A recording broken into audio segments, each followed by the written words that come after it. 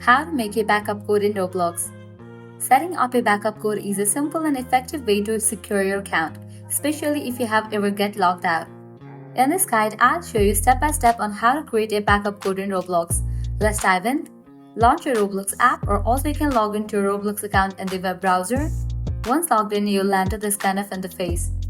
Now, at the top right, you'll find the settings icon. Click on it. Navigate to the option of settings. Different options will appear. Head over to the option of security. Then scroll down. You will find different options over here. Enable for this option of authenticator. First up, you will need to enable for this option. You will be receiving verification code in the email address that is linked with your account. Check your mail and then type in the code over here. After you type in the code, you're gonna find the scan. Now what you have to do is scan the QR code above into your authenticator app, then enter the generated code below. Once you complete this process, you will get the backup or the security code. So this is how you can easily make a backup code in Roblox. If you have used or lost your backup code, you can always regenerate a new one from the same security tab.